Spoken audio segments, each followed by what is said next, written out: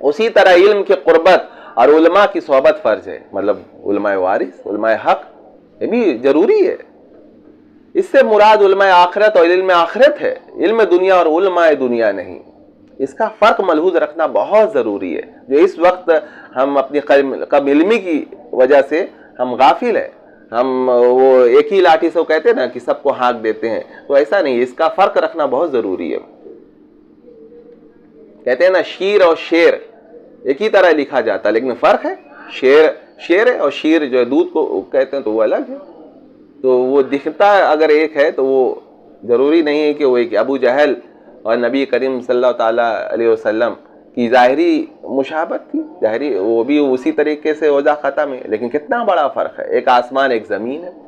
تو اس فرق کو آج بھی ملحوظ رکھنا ہے، ہمیں دیکھنا ہے، ان کا کردار دیکھنا ہے، شریعت کی پابندی دیکھنا ہے، دین کی محبت دیکھنا ہے، دنیا سے بے رغبتی دیکھنا ہے۔ یہ بہت آسان ہے پہچاننا انہیں، لیکن ہم چاہیں تب دیکھو غلطی میں مبتلا نہ ہونا۔ فارسی شعر کا ایک یہاں پہ ترجمہ ہے، علم کے جب تو نے کھیل تماشا کے طور پر پڑھا، مال و جاہ حاصل کرنے کا آلہ بنایا، تو علم کہاں رہا؟ پھر یہ علم وہ تو بس وہ دوسری چیز ہو گئی۔ وہ علم تو وہ ہے جو تجھے اللہ تعالیٰ کے در تک پہنچائے، نہ کہ خواہشات نفسانی اور مال و جاہ کی طرف لے جائے۔ علم اگر محل اور باغ کے لیے ہے تو وہ چوروں کے چراغ کی مانند ہے۔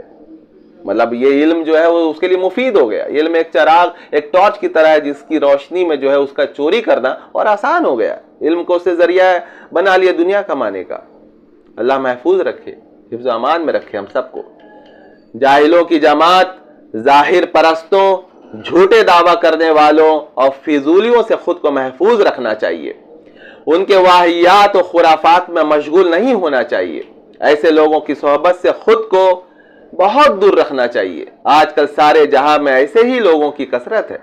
دیکھیں یہ احمد یحییٰ منیر رحمۃ اللہ علیہ بہت قدیم بزرگ ہیں، وہ اپنے دور کے بارے میں جب یہ فرما رہے تو آج سمجھیے کہ کتنی کثرت اس طرح کے علماء کی ہوگی، اور ہم کو جو ہے کتنی محنت کرنے کی ضرورت ہے کہ اہل حق کو پہچانے اور علماء حق کو پہچاننا بہت مشکل کام ہے۔ بس اللہ تعالیٰ سے دعا مانگتے رہیں کہ اللہ تعالیٰ جو ہے ایسے علماء کی صحبت نصیب کرے اور ایسا علماء حق جو ہے آپ کو مل جائے۔